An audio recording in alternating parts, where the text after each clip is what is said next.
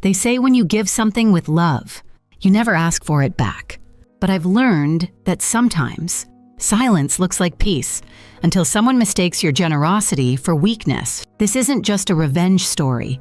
It's what happens when a mother who gave everything realizes she was never meant to disappear. Not quietly. The morning my son asked for the house, I didn't hesitate. It wasn't a palace, just a 3-story colonial-style home in Vermont with faded green shutters and a wraparound porch that always creaked in the spring. It was where I raised Ben, where he took his first steps, had his first heartbreak, where I nursed my husband through his final days. So when Ben said, "Mom, we'd love to raise our kids in the home I grew up in," something inside me swelled. I thought, legacy. I thought, he remembers. Of course, I told him, smiling as if handing him the keys was the same as handing him a memory. What I didn't tell him was that I kept the paperwork incomplete, just one signature short. Not because I didn't trust him, but because I've lived long enough to know that love doesn't always protect you from erasure. I told myself it was just a precaution, a formality. I never thought I'd need it. Back then, I was still in the room, still the mother, still the woman who'd ironed his shirts for job interviews, who stayed up with him on history essays he forgot to start until 10 p.m. I had no reason to think my name would one day be left off Christmas cards sent from my own address. When Ben and his wife, Tessa, moved in, it felt like the beginning of something soft and full. I offered to stay in the guest suite on the first floor, still part of the home, but with my own privacy. They agreed, maybe too quickly. We painted the nursery together. She picked creams and dusty blues. I didn't mind. I made meals during her pregnancy. Stayed up folding baby clothes when she couldn't sleep. I was useful then. Valuable. I was mom again. And when their daughter was born, I cried. Quietly. Alone. In the kitchen. She had Ben's chin and her father's quiet eyes. I baked a pie that night. The kind Harold loved. I told myself we'd be a family again. Years passed. And like any slow erosion, I didn't feel it at first, but bit by bit, I was being edged out. It started small. The bookshelf I built was replaced with a glass and metal modern piece. My teacups were boxed up and donated before I had a chance to ask where they went. The garden bench, Harold's favorite spot, disappeared one day after a design update. Tessa smiled through it all. Said things like, "We're just streamlining." Ellie, less clutter, more calm. And Ben, he nodded along.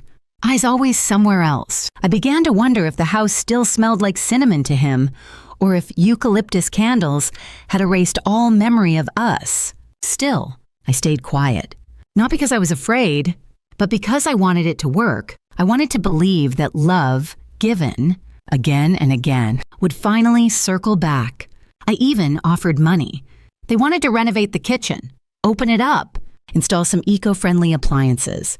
I pulled from my retirement fund to help. It wasn't a huge amount, $42.00, but it mattered to me. It was my yes. I'm still here. They said thank you, and then I heard them tell a friend, "We're funding the reno ourselves." Took some smart investing. I didn't say anything. I just marked the date down in my journal. I'd started doing that, writing things down. Not because I was forgetful, but because sometimes the smallest dismissals turn out to be the deepest cuts. Then came the change in tone. "You still need to use the downstairs kitchen. We have people coming over. Do you mind staying upstairs tonight? Tessa's got a Pilates friend staying. Can you maybe take the attic room for the weekend?" The attic, where the insulation doesn't quite hold and the windows rattle in wind. The space I once used to store winter coats and old vinyl records. Still, I said yes. Each yes chipped a little piece of me away. But I thought it's just space. I didn't realize until later that they weren't just asking for space. They were asking for silence, for me to fade politely. Ben started calling it his house, not ours, not mine. I corrected him once, gently. "You mean the family home?" He smiled like I'd made a cute mistake. Tessa began inviting friends over without telling me. Once, I came downstairs in my robe and found strangers sipping cocktails in the living room. She laughed and said, Oops, should have texted. And maybe the worst part, I kept baking. I kept folding laundry. I kept being useful because I still believed there was something holy about motherhood, about being needed. I didn't know I was already being phased out, not kicked out, but softly erased. And that, I think, is the cruelest kind of betrayal. Not the loud kind, not the screaming matches, but the quiet rebranding of your presence into an inconvenience. Still, I stayed because I remembered what this house meant, because I wanted to believe Ben still saw me, because I was waiting for something, maybe gratitude, maybe just a look. But what I didn't know then was that this story wasn't ending. It was turning. And the page was about to flip, louder than they ever expected. There are things people say that seem harmless at first, a joke, a small correction, a quick look away, but then they start to pile up until one day you realize you've been edited out of your own life. It started on a Monday, the kind of gray Vermont morning that clings to your bones. I was making tea in the downstairs kitchen when I heard Ben and Tessa laughing from the living room. Ben said something like, "It's weird having the house so quiet in the mornings now." Tessa responded, "Well, it helps when she stays upstairs." Then more laughter, muffled, but not enough. I stood there, fingers wrapped around my mug, not even breathing. It wasn't the words, it was the way they said them. Like I wasn't real, like I was some quirky old relic you politely tolerate in the background. That same week, I came home from a walk to find my reading chair missing. The one I bought with Harold the year Ben started first grade. Velvet, a little faded at the arms, but perfect under the bay window. I asked Ben where it went. He didn't even look up from his laptop. Tessa thought it was time to refresh the space, he said. I waited for him to notice how quiet I got, for him to glance at me, maybe add, "We saved it for you," or even "sorry." Mom, nothing. That was the first time I felt something harden in my chest. The second time, a week later, when I went to grab my gardening gloves from the mudroom and found the shelves replaced with white minimalist cabinetry. No gloves, no tools, just tiny labeled jars that looked like props in a fake home. I asked Tessa if she moved them. She smiled. All teeth and gloss. Oh, that clutter. We donated everything. You hadn't touched it in a while, right? Right, I said. What else could I say? That I needed those gloves to feel like myself. That touching soil made me feel closer to the woman I used to be. Instead, I said nothing, and I started writing things down. Not because I planned anything, just to remember that I wasn't crazy, that things were changing. If any of you have ever lived in a place you no longer felt welcome in, a home that turned cold while you were still paying the heating bill, drop a comment below. I read everyone. You're not invisible here. Back to that autumn, the guest suite, which used to be mine, got repurposed for Tessa's meditation practice. She said she needed space to realign her energy, so I was gently nudged up to the attic. I laughed. At first, not because it was funny, because it was absurd. I'd paid for half that guest suite's renovation when Harold was still alive. I picked out the window trim, the lilac wallpaper, the antique drawer pulls. But now, my nightstand was a cardboard box, and my bed was a cot with uneven legs. Still, I nodded. Still, I went along. Because when your own child suggests something, even when it hurts, there's a voice inside you that says, don't rock the boat. Don't make them feel guilty. They'll come around. But they didn't come around.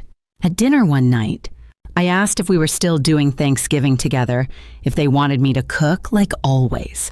Ben said, "Oh, Tessa's planning something more modern this year.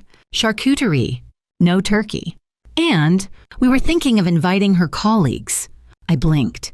"So, not family?" He shrugged. "Well, it's a different kind of family now." I felt my fork stall in the air. Then Tessa added, "It'll be more of a friendsgiving. Casual. You're totally welcome to join if you want." Ellie, if I want? I nodded and chewed without tasting.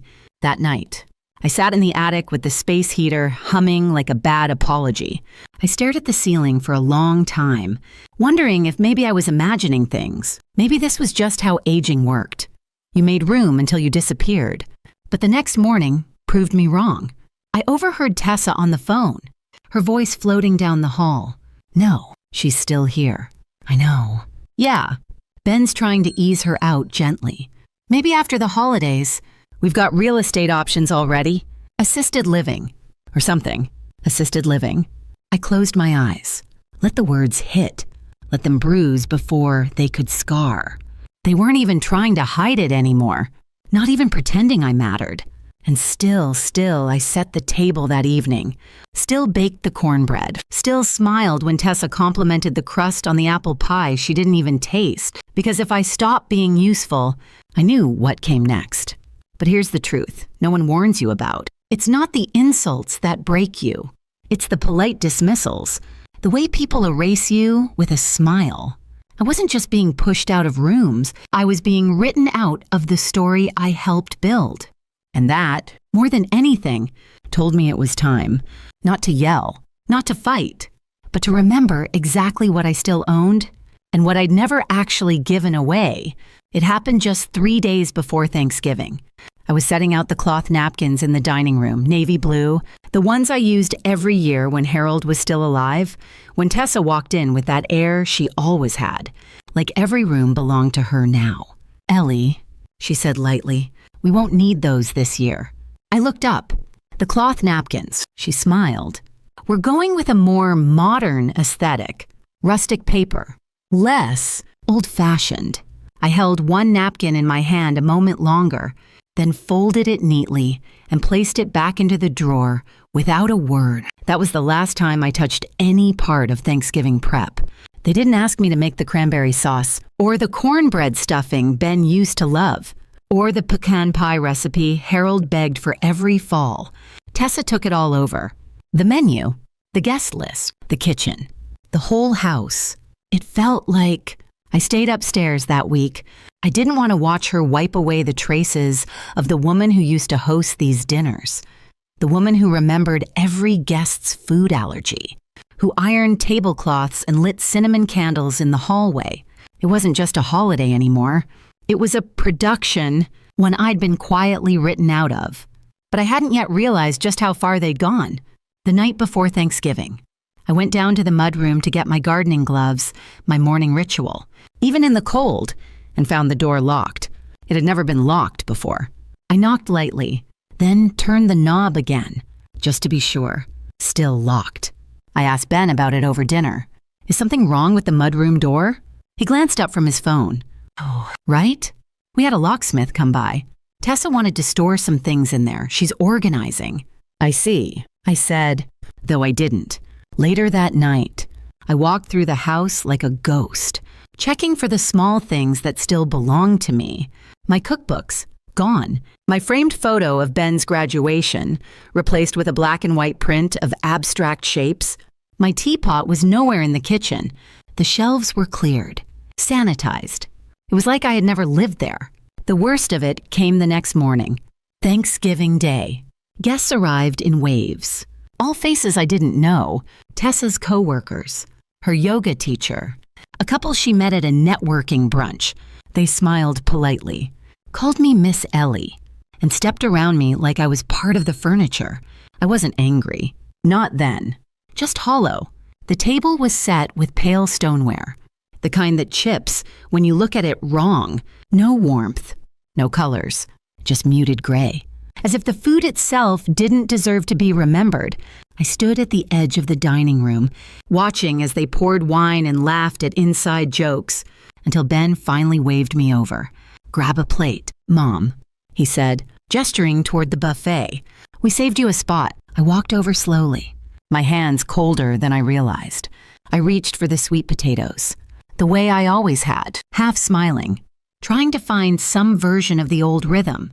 But just as I scooped the spoon toward my plate, Ben reached over and took it from my hand. I've got that, he said. Let me help you. Before I could respond, he leaned in and added, You don't live here anymore. Remember, he said it low, like a joke meant only for me. But it wasn't funny, not even close. My throat dried out. The kind of dry that comes when a door slams on a memory. I stepped back. My plate slipped from my hand and clattered to the floor, not shattered, Just cracked like me. Silence dropped over the table like a curtain. No one moved. Tessa's smile froze. The baby stopped babbling. Even the dog stopped whining under the table. And Ben, my Ben, he just stood there, holding the spoon like he'd done me a favor. I didn't say a word. I bent down, picked up the plate, and walked it slowly to the kitchen. I rinsed it off, dried it, placed it back in the cabinet. And then I went upstairs. My legs were shaking, but not from age, from the realization that this humiliation wasn't new. It was just the first time they didn't try to hide it. That night, I didn't sleep. I sat in the attic room they gave me on a mattress that creaked when I breathed and stared out the frosted window at the garden below. Once, it had roses. Now it was just dirt and gravel and the faint glow of solar lights Tessa ordered online. They had replaced everything, and I had let them. I tried to cry, but no tears came, just a tightness in my chest, like mourning something that hadn't died yet, but was already gone. Me. I wasn't Rosalind anymore. Not the woman who hosted Thanksgiving. Not the mother who stayed up until 2 sewing Ben's Halloween costume. Not the wife who used to sneak kisses in the pantry while the roast cooked. I was just extra. And when a person is made to feel extra long enough, she starts believing it, until something reminds her, quietly, firmly, that she still owns the roots. That something, for me, would come soon. But in that moment, I sat in my borrowed attic with my borrowed blankets and listened to the sound of strangers laughing in my living room, and I made a decision. I would not let them bury me while I was still breathing. Not in my own home. Not ever. The morning after Thanksgiving was cold. Not just weather cold, but something deeper, a kind of chill that sat in your bones even after the sun came up. The house was quiet. Too quiet for a place that had held laughter just 12 hours earlier. I sat at the edge of the attic bed, my new room, if you could call it that, and stared at the same folded sweater I hadn't touched in days. I used to love that sweater. Harold bought it for me one fall in New Hampshire. Now, it just felt like another piece of me collecting dust. I went downstairs without making a sound. Years of motherhood had trained me to walk through a house like I wasn't there. The kitchen was already spotless. No signs of the feast from the night before. Tessa worked fast when it came to scrubbing the evidence of anything sentimental. I made coffee, not because I wanted it, but because the sound of the percolator made the house feel less empty. And then I did something I hadn't done in months. I went to the file cabinet in the office. It had always been mine, organized down to color-coded tabs and sticky notes. But lately, Ben had started storing his own things in there too. Bills, mail, whatever he didn't want cluttering his new minimalist desk upstairs. But the bottom drawer still held what mattered to me. Third file from the back. Property. Cooper home. I pulled it out slowly. There it was, yellowed just slightly at the edges, but still crisp. The unfinished deed transfer. 7 years ago, I had agreed to gift Ben the house. We met with a lawyer, started the paperwork, even signed a preliminary agreement, but I had never finished it. I had asked the lawyer to hold the final deed, unsigned by me, just in case. Just in case had arrived. The file even had a post-it note I'd forgotten I left. Don't sign if you're not treated like family. I stared at it for a long time, longer than I meant to.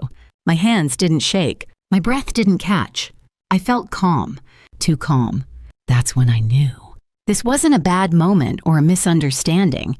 This wasn't something time would fix. This was a quiet eviction. A slow, smiling push into the margins. And I was the only one who had the power to stop it. I called Deborah White that same afternoon. She was retired now, sort of. Once my colleague at the university library, she'd gone back to law school in her 50s and become the sharpest elder rights attorney in the county. I'd helped her through divorce. She'd helped me through estate planning. We had a quiet friendship, the kind you don't talk about, but always count on. Ellie, she said as soon as she picked up, her voice warm with recognition. I was wondering when I'd hear from you again. I didn't bother with pleasantries. Do you remember that deed we drafted in 2016? You never signed it, she said instantly. Want to tell me what's going on? Ben thinks he owns the house, I said. But legally, I never gave it to him.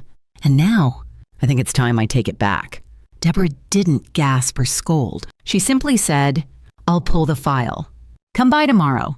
After we hung up, I sat in the kitchen a while longer, tracing the lip of my coffee mug. I thought about everything I had given this family, the sleepless nights, the mortgage payments, the sweat equity. I thought about all the Thanksgivings I had hosted, the birthdays I had planned, the times I had bitten my tongue, and I realized something so clear it stunned me. I had never actually asked for anything back. Not really. I had given freely, hoping it would come full circle. But sometimes it doesn't. Sometimes people take what you give and turn it into entitlement. They call your presence a burden. They rewrite your love as interference. And when that happens, you don't have to scream. You don't have to beg. You just have to remember who you are and who you were before they convinced you otherwise. That night, I pulled out a fresh notebook.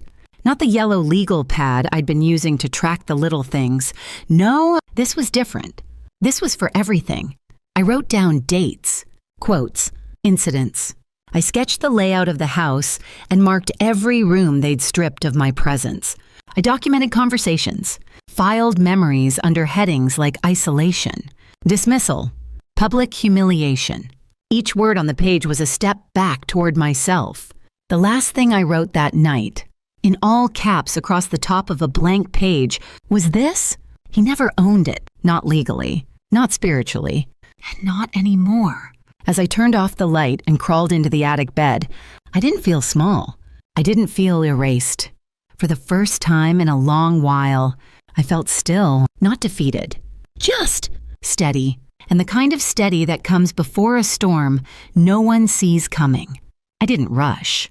There was no speech, no confrontation, no door slamming or demands made across the dinner table. That wasn't my style. And more importantly, that wasn't how I was going to win. I had always known how to work quietly. When you're a mother, especially one of a son like Ben, you learn early how to get things done without needing credit for it. You learn how to hold things together behind the curtain so the show keeps running. This was no different. Except now, I wasn't keeping the show going.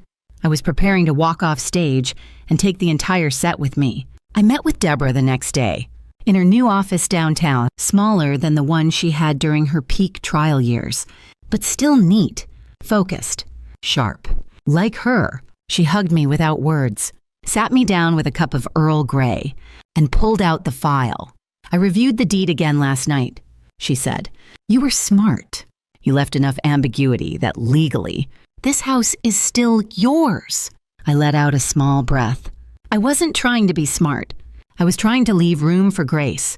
She looked up, straight into my eyes. And now, I'm out of grace. That was the only time either of us smiled. We started building the file, page by page, screenshot by screenshot. Every digital receipt Ben rerouted to his name. Every email from Tessa about modernizing the home.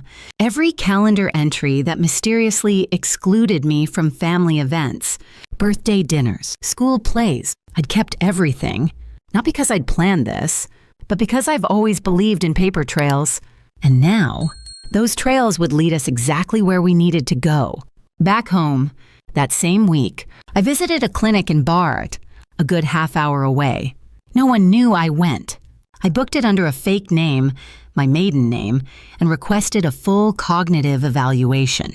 I passed every test: reflexes, memory, logic, comprehension. The neurologist, a kind woman who reminded me of my old dean, shook her head with a little smile as she handed me the report.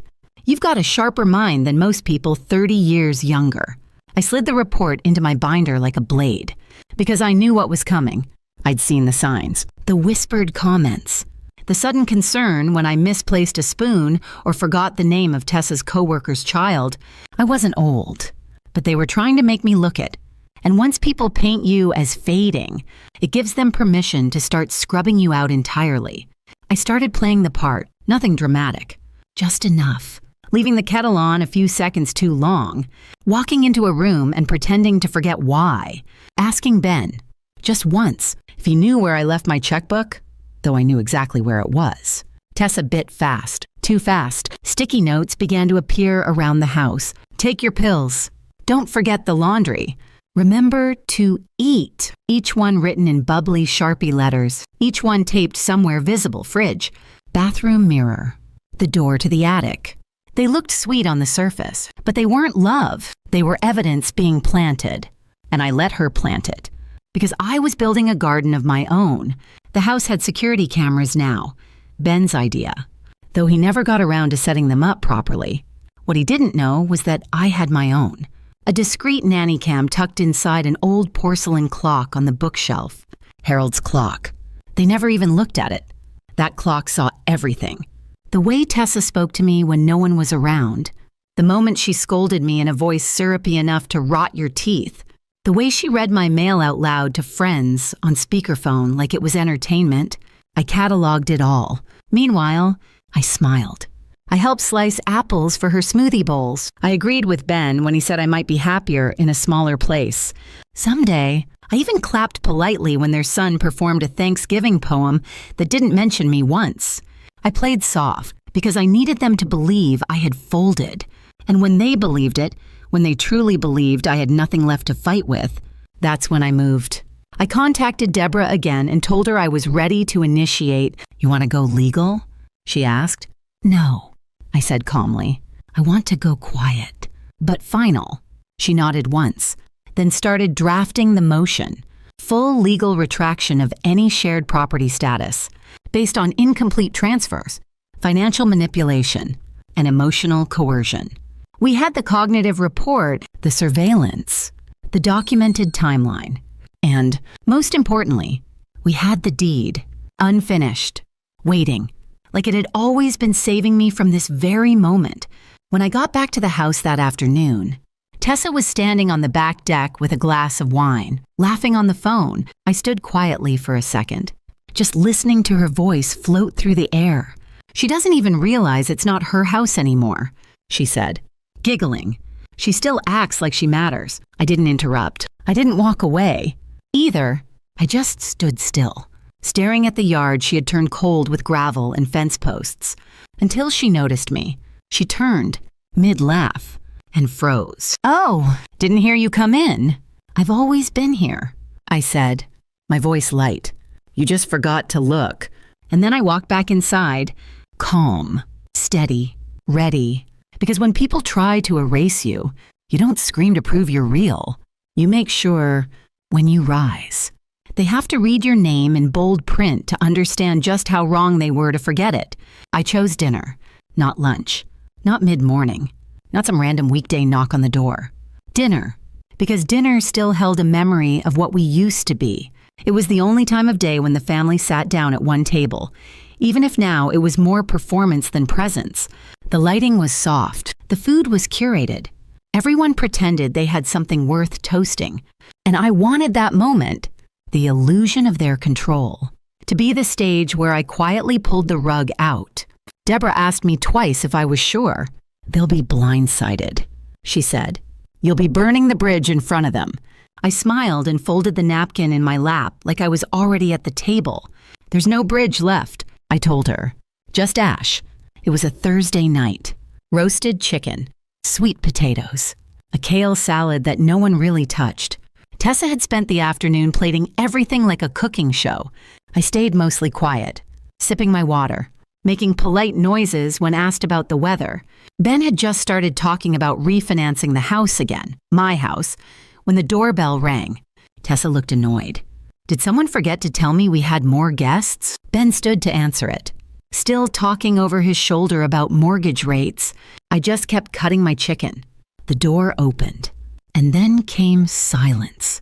Not the kind you feel when a conversation dies, the kind that slides in like fog, heavy, still, waiting. I didn't have to look. I already knew what he'd see. A man in a dark blazer, holding a manila envelope with my name and Deborah's logo printed across the corner. Mr. Benjamin Cooper, the man asked. Ben hesitated. Yes, you've been served. The papers were placed gently in Ben's hands, like a gift wrapped in consequences. The server nodded once, stepped back into the November air.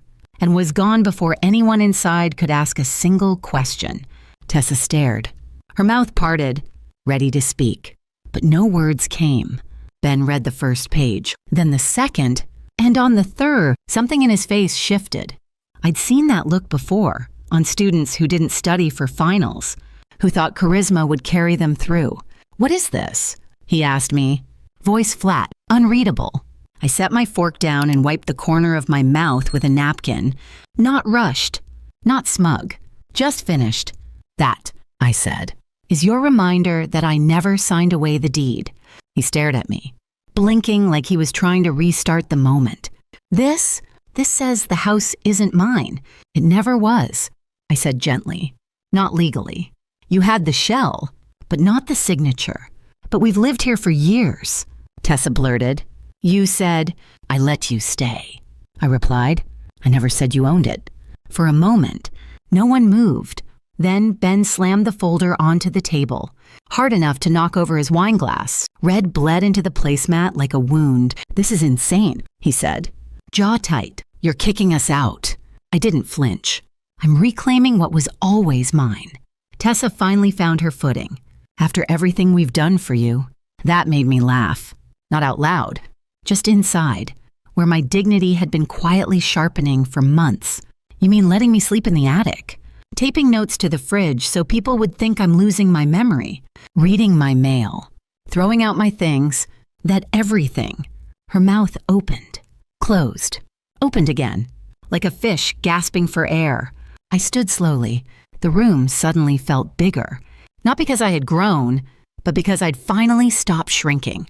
"I didn't want this," I said, "but you made it clear there was no space for me in the home I built, so now there's no space for you in the home you borrowed." Ben whispered something, maybe to himself. I didn't ask him to repeat it. There wasn't anything left I needed to hear. Have you ever had to stand your ground like that? Not with shouting, not with threats, but with quiet certainty. Let me know in the comments if you've ever had a moment where reclaiming your peace came at the cost of someone else's comfort.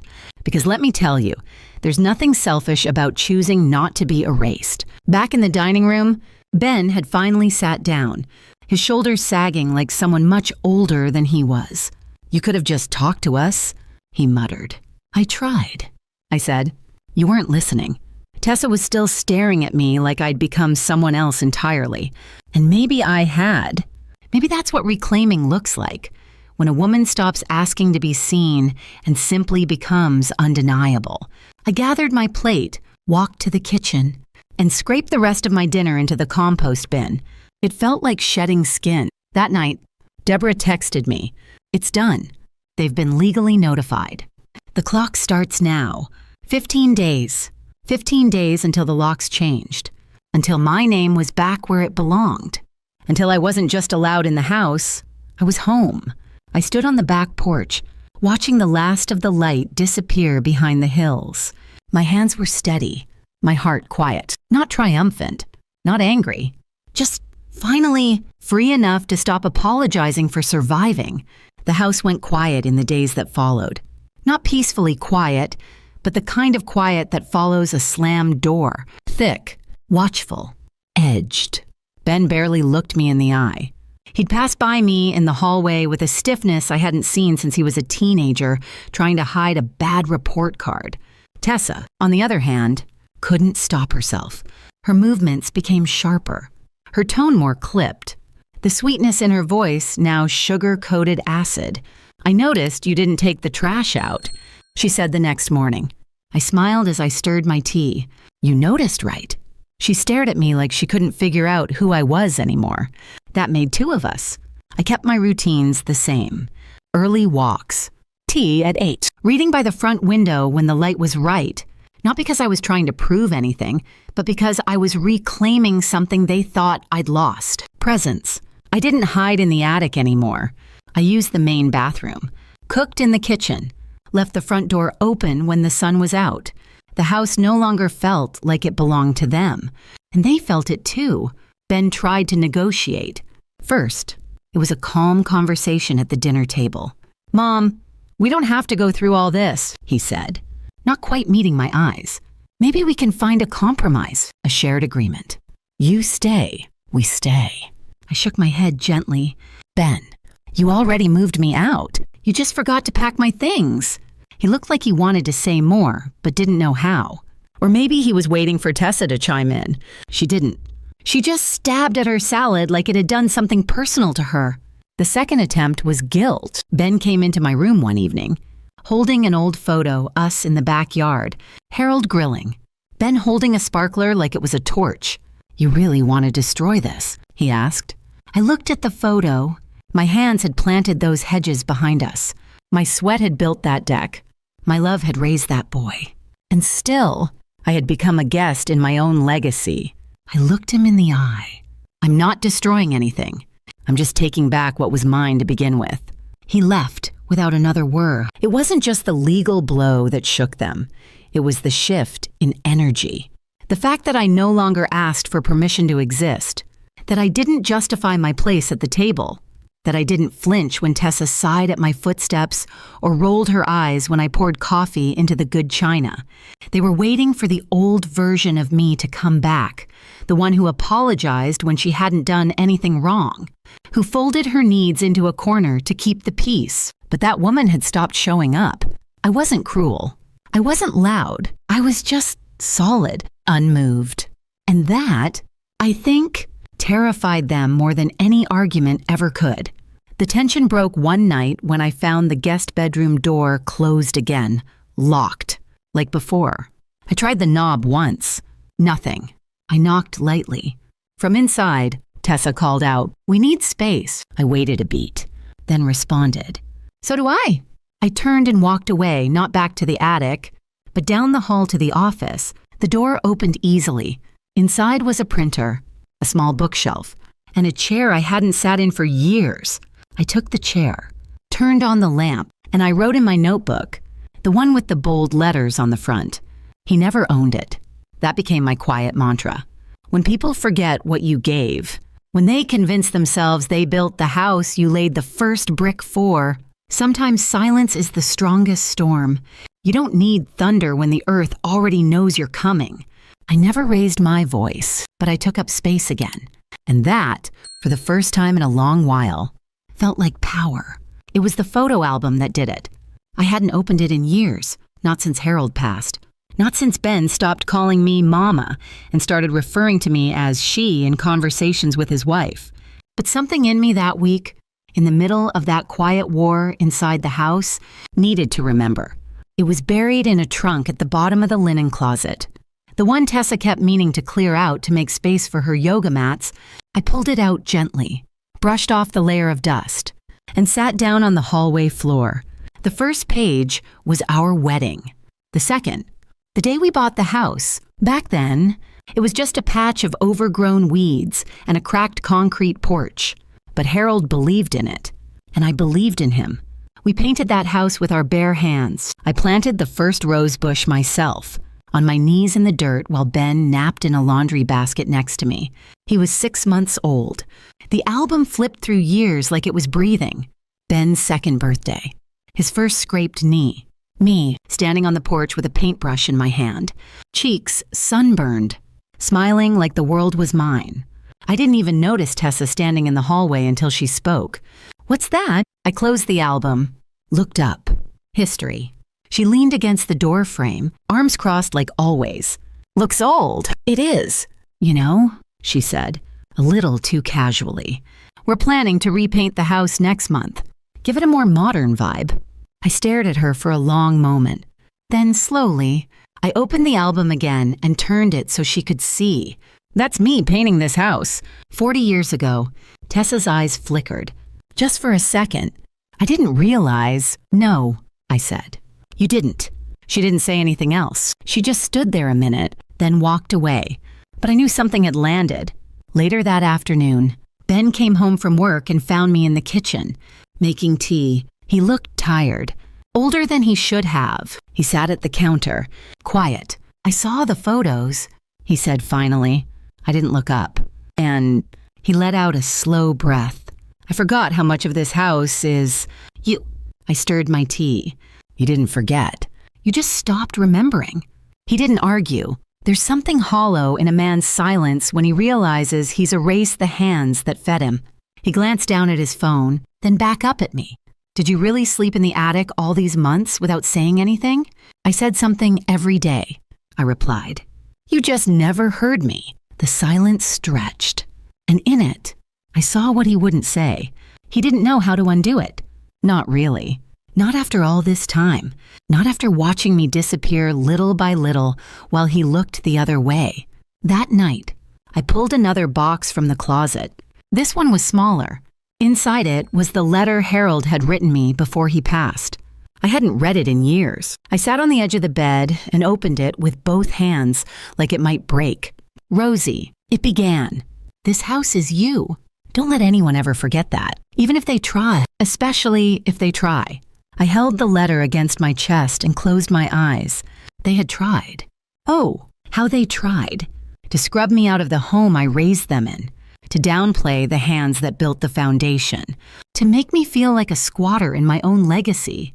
But the walls remembered. The floors creaked the way Harold used to laugh. The garden bloomed each spring in the pattern of my planting. The air still carried the scent of cinnamon and clove from 1,000 Thanksgivings ago. The memories weren't gone. They were waiting to be seen again. And I wasn't done showing them. The envelope came on a Monday. I recognized Deborah's handwriting immediately, firm, clean, and confident. No frills, no loops, just facts. I held it in my hand for a long moment before opening it, like somehow the weight of what was inside had to settle first. Inside was a single page, stamped, sealed, filed and finalized. The house was legally mine. No conditions, no shared ownership, no transfer pending signatures. Just one name. Rosaline Margaret Cooper. I ran my thumb over the ink. It didn't feel like victory. Not exactly. It felt like a return. Later that day, I sat at the kitchen table with the document in front of me and brewed myself a fresh pot of coffee. Not the bland roast Tessa stocked, mine, the dark. Rich blend Harold used to bring back from that little shop downtown. The smell filled the house like a memory with a spine. Ben walked in just as I was pouring my first cup. He looked deflated. Not angry, not even tired. Just like a man who realized he'd never really understood the rules of the game he thought he was winning. I got the notice, he said. I nodded. I figured. He sat across from me, stared at the document. So, what now? You tell me, I said gently. You're the one who told me I didn't live here anymore. His jaw tensed. But he didn't argue. That surprised me. He stared at his hands. I don't know when I started seeing you as less. I didn't speak. I think maybe I resented how much of this house was you, how much of my life still echoed your choices. I wanted space, and then when I had it, I didn't know what to do with it. I let the silence hold, because silence sometimes says what words can't. I was wrong, he said finally. I nodded. Not as forgiveness, but as acknowledgement. The difference matters. Tessa wants to fight it, he added. My eyes met his. Let her. That's when I saw it. Just the smallest flicker in his face. A realization, maybe, that he had married someone who had always seen me as a placeholder. And now, that placeholder had a deed. I'm not going to, he said after a beat.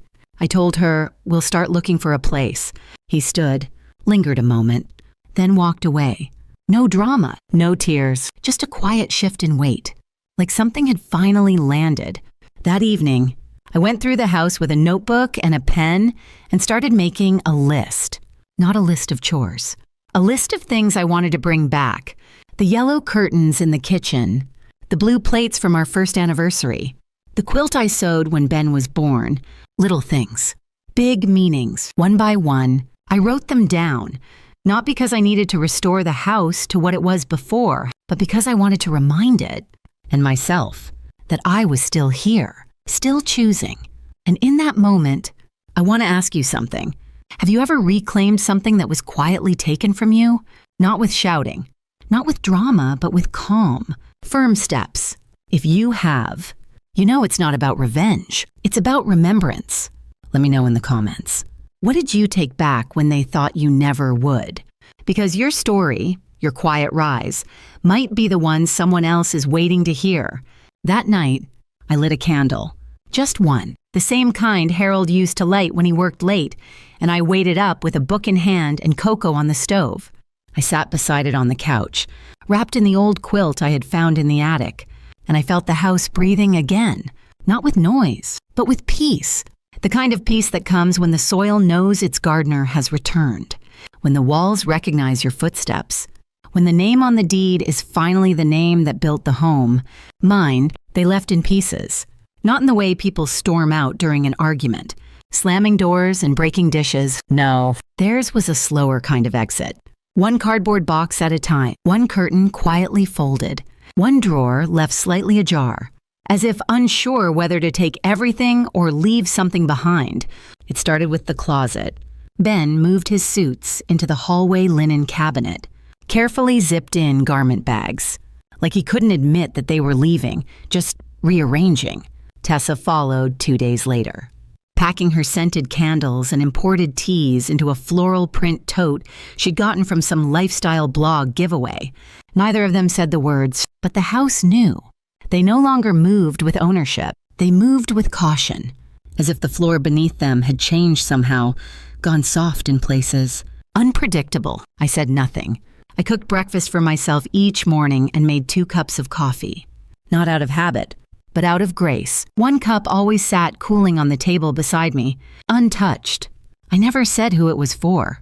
The 3rd day, I noticed Tessa standing in the hallway, staring at the framed photo of Harold and me on our 20th anniversary. She didn't say a word. She didn't have to. I simply passed her with a folded set of sheets in my arms and said, "That's the summer we repainted the whole house ourselves. Took us 3 weekends." She blinked, then nodded once, before stepping aside.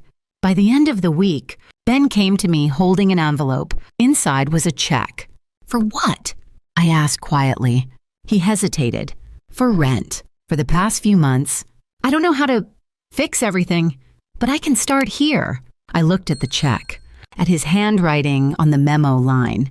For your space. I didn't cash it, but I didn't tear it up either.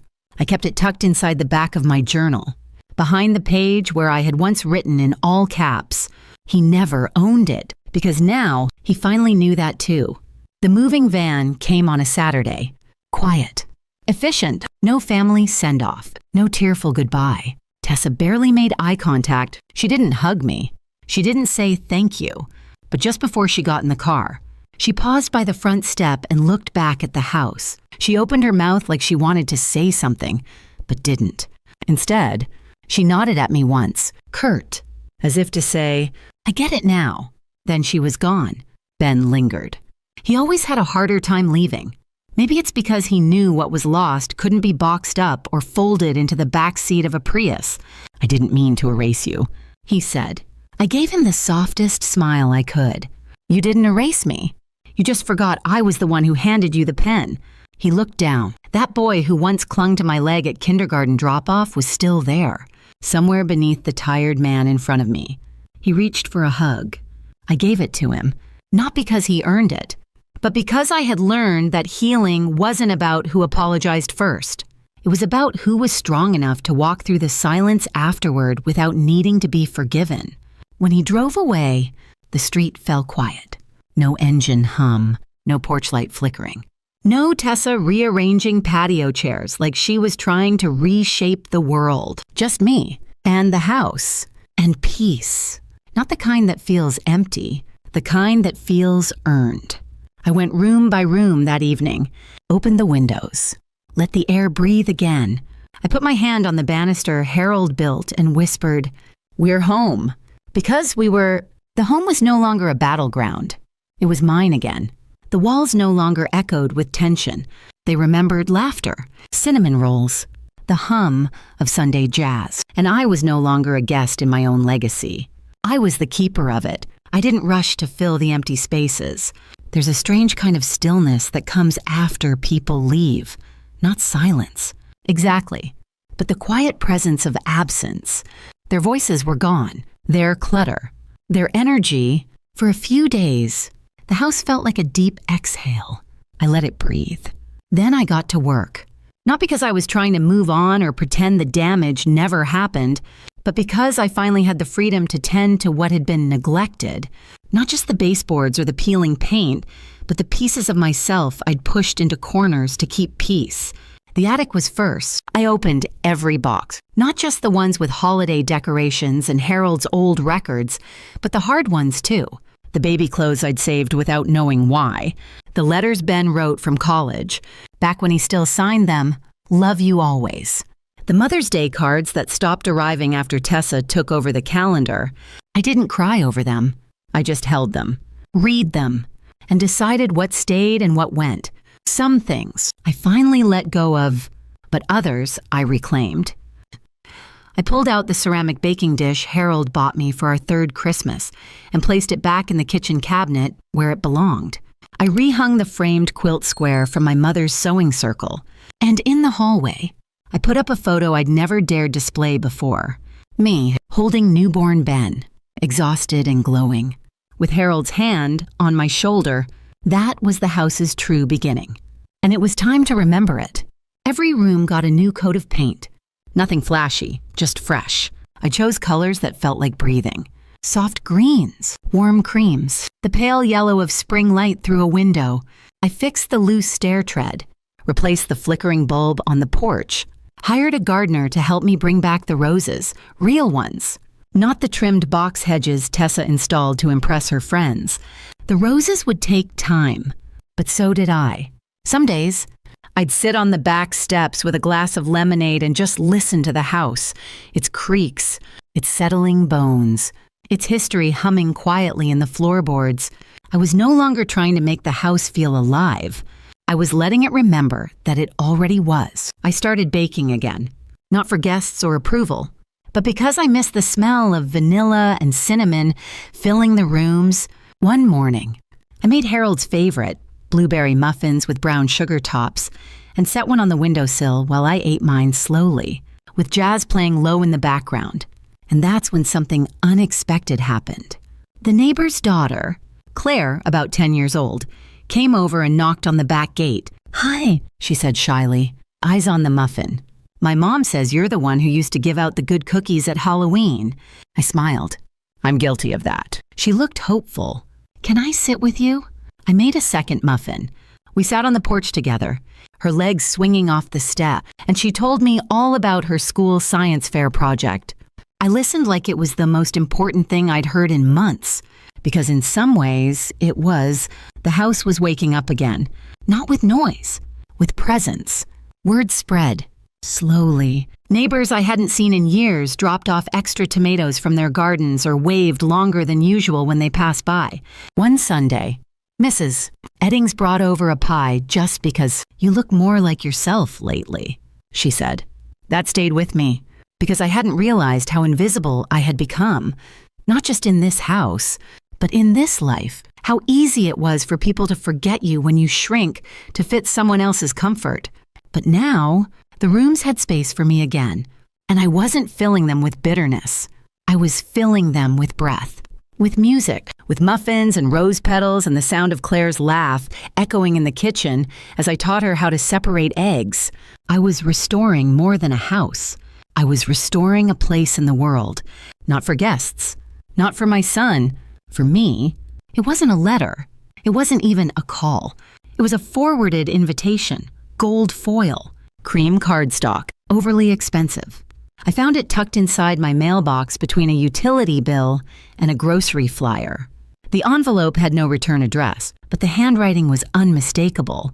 Tessa's wedding shower invitation for her sister.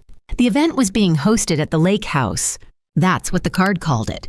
Not Ben and Tessa's place, not our home away from home, just the lake house, printed as if it were some neutral location plucked out of a lifestyle magazine. I held the invitation between my fingers for a moment, the kind of moment where the world slows down, not because you're hurt, but because you're deciding whether you even care. And I realized I wasn't going, not out of spite, but because I didn't need to. They had built a life on the illusion of ownership of property, of respect, of memory, but without roots. A house becomes just a shell, And even now, in their carefully curated invitation, it was clear they were still performing, still trying to prove something. I no longer needed to watch. I walked back into the house, dropped the card on the kitchen counter, and poured myself a cup of tea. The real kind. The one Deborah used to send me in care packages when things were hard. That afternoon, I trimmed the roses. They'd started blooming again. Not all of them, but enough to see that the soil was still good, still willing to believe. Claire came by around 4. "Want to see my school project?" she asked, holding up a little clay volcano with glitter lava. It exploded. I smiled. "Let's make it erupt again." Later, after she left, I stood at the window and watched the sun stretch across the porch Harold built. It looked golden, even under the dust. The years were still there, layered in the wood. But so was something else. Peace. That night, I lit a candle, not for memory, not for grief, just because it smelled like honey and made the room feel warm. Then the doorbell rang. I wasn't expecting anyone. When I opened it, I found Ben. No Tessa. No bags. No grand speech. Just him, standing there, holding an old photo frame. Inside it was a picture of me, younger, holding him as a toddler, smiling in front of the rose bushes we had planted together. "I found it in one of the boxes," he said quietly. I nodded. I remember that day. He held the frame a little tighter. "You look so proud." "I was," I said. He stepped onto the porch but didn't come inside. "I don't expect anything from you," he said. "I just wanted to say, I finally understand." I looked at him, not the man he had become, but the boy he once was. And for the first time, I didn't feel the ache of wishing he'd return. I simply let the memory sit beside me like a familiar song. "I'm glad," I said, "that you understand." He didn't cry. Neither did I. There was nothing left to cry about. He handed me the frame, nodded once, and left. No apology. No request to stay. Just a recognition. And that was enough. I placed the photo on the mantel, beside a candle, and the small wooden box where I kept Harold's watch. The room didn't feel like a museum anymore. It felt lived in, by me. Weeks passed. The seasons edged into spring. The house grew quieter again, but never lonely. Friends dropped by. Neighbors waved more often. Claire came by every Sunday to bake something new.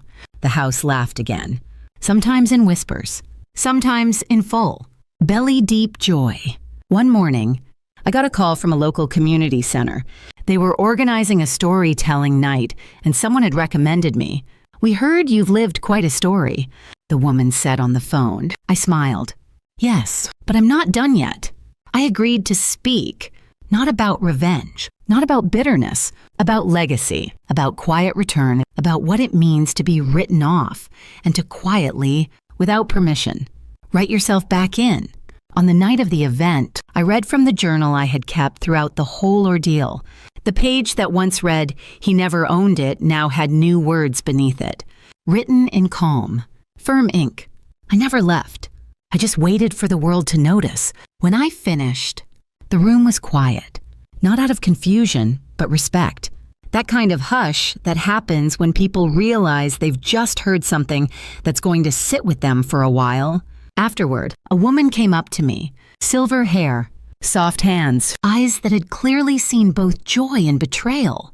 "Thank you," she whispered. That felt like my life. And that, more than anything, told me this story wasn't just mine. So now I ask you, have you ever felt erased, only to return stronger, softer, and still whole?